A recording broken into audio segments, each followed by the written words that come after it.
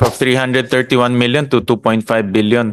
Meron kang subscription, that 1.9, that's for the free Wi-Fi. Yes, that's correct. You're also paying them internet fees? Is that how it works? No, iba yung Ganun ba yun? Sige. For the free Wi-Fi. But I'm just unsure, kaya sir nagko-converse kami with finance, how they tag this as part of the financial report. Guys, you have to be sure. This is a budget hearing. Humingi kayo ng pera dito. Yes, So Your you have to be very precise on where these monies will go. No, hindi pwedeng I'm not unsure. Kanina pa naririnig ko yan. This is a budget hearing. You have to come here prepared. But is this a model, or is this the hardware being installed? So, Your Honor, a majority of that 13,462 is subscription based. But this one, this is the actual Wi-Fi hardware. No, the hardware, Your Honor, Yan. I don't think that's an IP radio. So ano lang po yan, just for my okay. apologies, Your Honor. That's the picture is Inaloko misleading. mo yata kami, Yusek eh. No? What, this is not the Wi-Fi. What is this?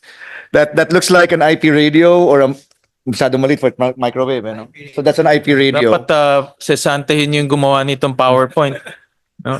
Free Wi-Fi tapos IP radio yung naka ano. Is that But misrepresentation of the project? But Your Honor, there are some areas that we do install IP radios just so we can get the Wi-Fi access. Okay.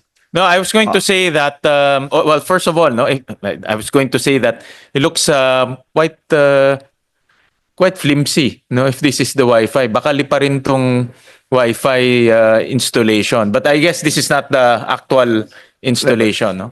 I'm not sure about the circumstances, Your Honor. It could be that ginagawa pa lang. hindi pa siya talaga. But this is not the Wi-Fi that you install in No, schools, in public places. no, Okay, Your okay. Then we'll scrap that.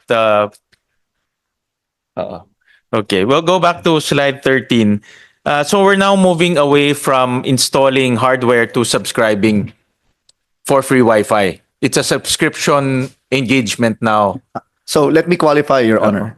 I was merely explaining that in order to increase our bandwidth utilization, it has to be project ready. And right now, ang pinaka-project ready is to subscribe. However, as of this year, na-launch na po yung phase 1 ng National Fiber Backbone, which extends from Aurora to Metro Manila, and then meron din siyang parang triangle yan, sir. From Aurora to La Union, and then back again to Metro Manila. The plan now is that at least for these segments where there is a national fiber backbone, we can now use a portion of that fund for free Wi-Fi as capitalization expense. Kasi ready na po yung fiber backbone. So last year, walang ready national fiber backbone, therefore puro po siya subscription. So we will progressively improve our development and deployment of the free Wi-Fi in connection with the national fiber backbone if it is ready po. But if it's not ready, we'll still proceed with subscription. And I would say that by this year, National Expenditure Program 2025, that will still be around 85% of the budget. Subscription pa rin po.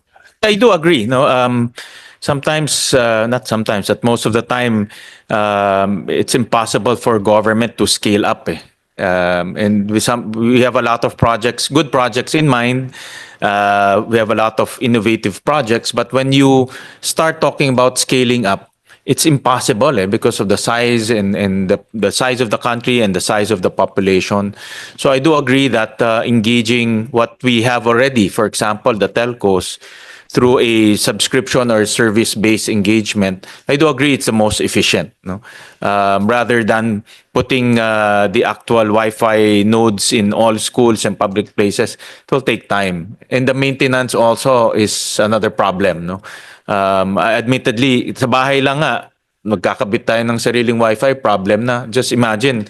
Installing in close to 60,000 schools. When I say 60,000, that includes private and public.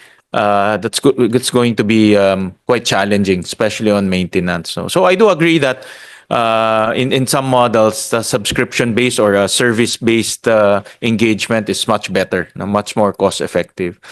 My next question is on communications. We also saw in your net the communication expense ballooned to 2.5 billion pesos from 331. So may I know why the sudden surge in your communication expense?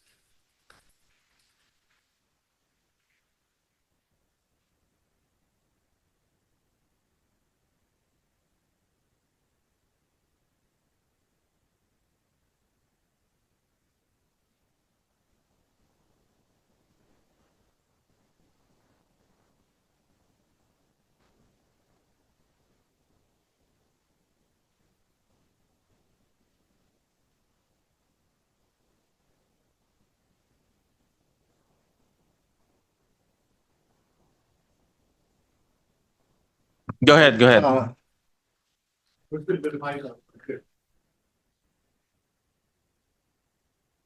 Ang laki. So, from 331 million to 2.5 billion.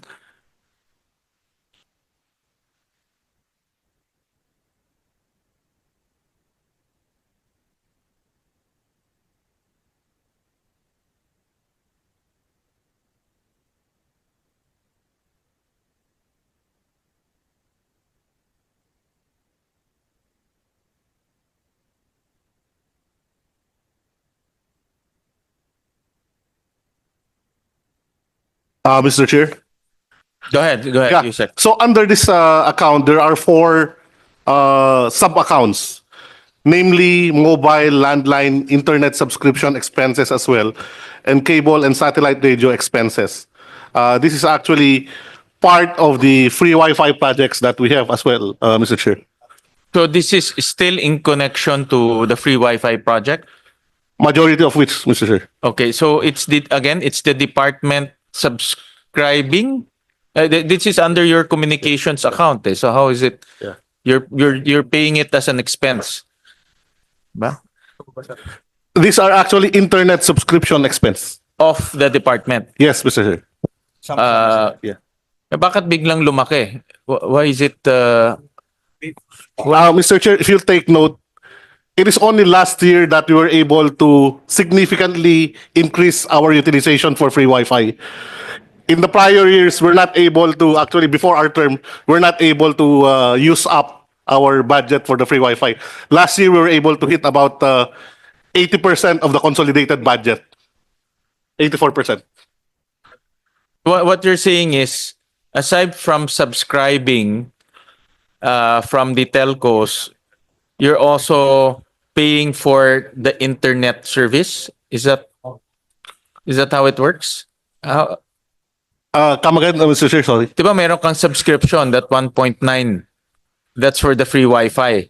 Yes, that's correct. You're also paying them internet fees? Is that how it works? No, iba yun sa- Ganun ba yun? Sige. Your Honor, because I'm in charge of operations, sila sa finance. If I may answer, Sige, go ahead. when we bid, so it is my team that writes the terms of reference. It is clear that these are subscriptions, and the subscriptions are not only free Wi-Fi, but they are also the government networks, the IP transport that we use for certain portions of the national fiber backbone. Meron din po kaming Starlinks, which we use for the free Wi-Fi. But I'm just unsure, kaya sir nagko-converse kami with finance, how they tag this as part of the financial report. Guys, you have to be sure. This is a budget hearing. Humingi kayo ng pera dito. Yes, So Your you have to be very precise on where these monies will go. No, hindi pwedeng I'm not unsure. Kanina pa naririnig ko yan. This is a budget hearing. You have to come here prepared. You have to be precise. Humingi kayo ng pera eh. Yeah. Mr. Chair, with respect to that's 2 point, You have to remember, I'm gonna defend this. Pag tinanong ako, I have to also know where these monies will go. Okay. Mr. Chair, this pertains to internet subscriptions. You are subscribing. Yes, Mr. Chair. You are the one using the internet.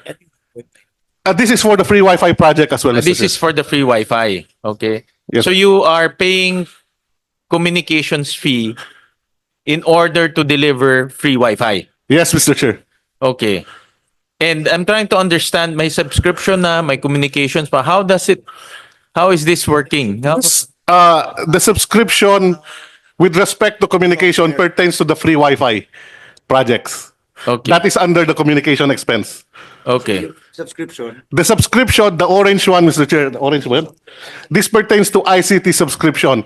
So there are certain programs, certain like GovMails that we ano ba yun? AWS, sir, dito. Cloud colocation services, Mr. Chair. Okay. By the DICT. Yes, Mr. You're Chair. the subscriber. And the communications is for the free Wi-Fi. That's correct, Mr. Chair. Parang kanina, parang naguguluhan ako. Kanina, the subscription is for the free Wi-Fi or both? Sorry, Mr. Chair. We'd like to correct the statement earlier. Okay. So the internet subscription is included in the communication expense. The internet For the free Wi-Fi. Okay. Is included in the communication expense, Mr. Chair. Okay. Okay. And then does it include the hardware? It doesn't include the hardware, Mr. Chair. So it doesn't include the hardware. Yes, Mr. Chair. So it's the department that buys the hardware, or it's the department that who installs the hardware? The third party, Mr. Chair, the winner of the bidder. The telco. Yes, Mr. Chair, telco. In this case, who is the telco? The Globe, Smart? Several and small players as well, Mr. Chair. Okay, okay.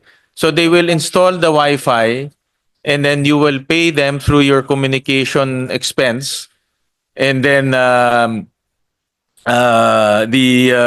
constituents will have access to that. Ganun That's siya? correct, Mr. Chair. Okay, so it's not a subscription; it's an expense. I mean, it's a monthly expense. Ganun ba siya? That's correct, Mr. Chair. Okay, okay.